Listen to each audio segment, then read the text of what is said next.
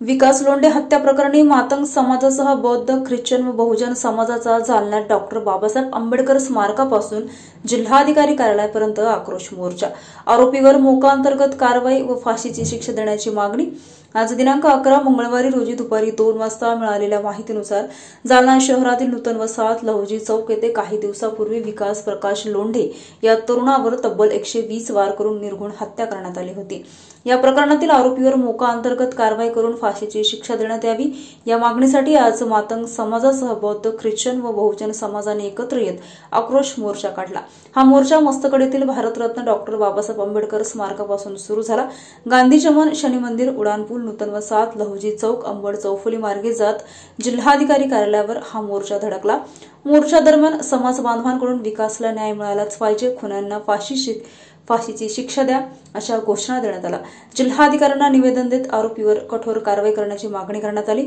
नेताजी सुभाषचंद्र बोस सेवाभावी संस्थेचे संस्थापक अध्यक्ष यांनी यावेळी शासन आणि प्रशासनावर जोरदार हल्लाबोल करत मयत विकास लोंढे यांच्या कुटुंबियांना न्याय द्यावा। महाराष्ट्रात दीनदुबळ्यावर होत असलेले हल्ले रोखण्यासाठी मुख्यमंत्री फडणवीस यांनी ठोस पावले उचलावी अशी मागणी केली।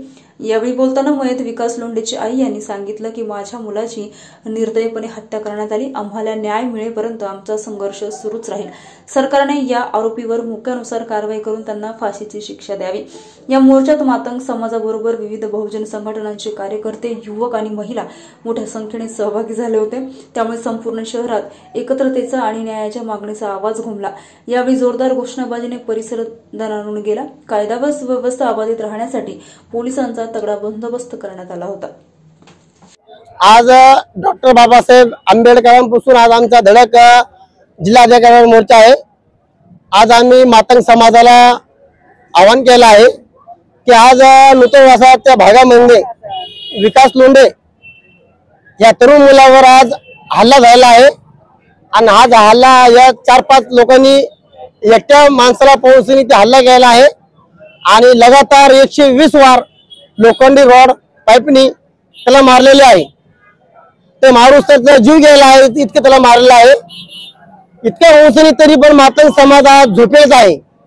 आज मातंग समाजाला थोडी बी तीव्र काळजी नाहीये की आज त्याच्यावर झाला तर उद्या आपला होईल, आपला पुरा समाज खतम होईल।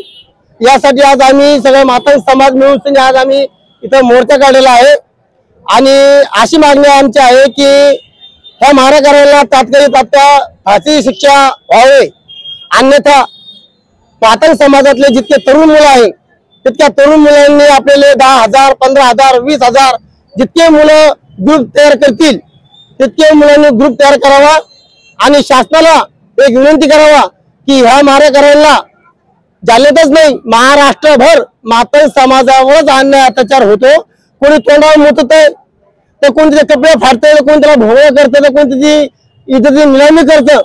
या कामाला पाहून मातंग समाजाने डोळे उघडावा आणि जे मातंग समाजामधले जे तरुण मुलं आहेत त्या मुलांनी एकत्र येऊन शासनाला एक विनंती करावा की आम्हाला न्याय द्या आणि मारेकऱ्यांना फाशी शिक्षा द्या, नाहीतर त्या तरुण मुलांनी आपल्या हातामध्ये काठ्या उचला हा एक पर्याय आहे।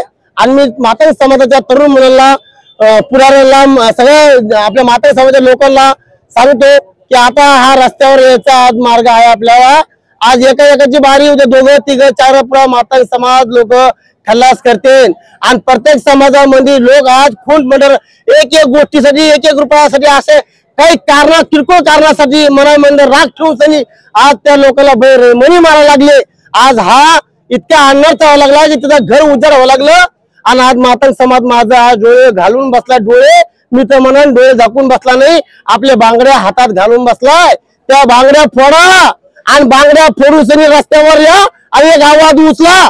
जर आमच्या मातंग समाजाला एकाला जर कोणी हात लावला तर असं मोहळून तुटून पडा की ती आवाज निघली पाहिजे, कळाल की जे लहुजी वस्तादचा एक मान खरा येतो आपल्याला डफड्याची घाई करा, थोडीशी दाखवा।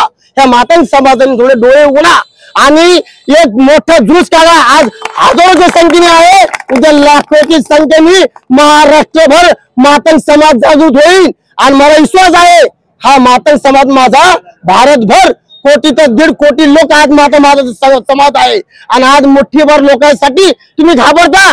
अरे तुम्ही घाबरू नका, तुम्ही एकत्र व्हा. एकत्र होऊन ह्या लोकांसंग कोणतीही पद्धत जात असू द्या, जातीभेद आम्ही करत नाही. कोण्या जातीतला मनुष्य असू द्या, त्यांनी जर असा बेरहमीने कोण्या जातीच्या लोकांनी मारलं त्याला शिक्षा द्या आणि त्याला कायद्याच्या दायऱ्यामध्ये राहून काम करा. शासनाला मी विनंती करतो. जसं नाशिक जिल्हा कायद्याचा किल्ला, बाल किल्ला म्हणतात, तर जालन्यामध्ये ताबडतोब जालना जिल्हा आणि या कायद्याचा बाल किल्ला लागू करावा ही शासनाला माझी कळकळीची विनंती आहे. जय हिंद, जय महाराष्ट्र. रचना नांदगे.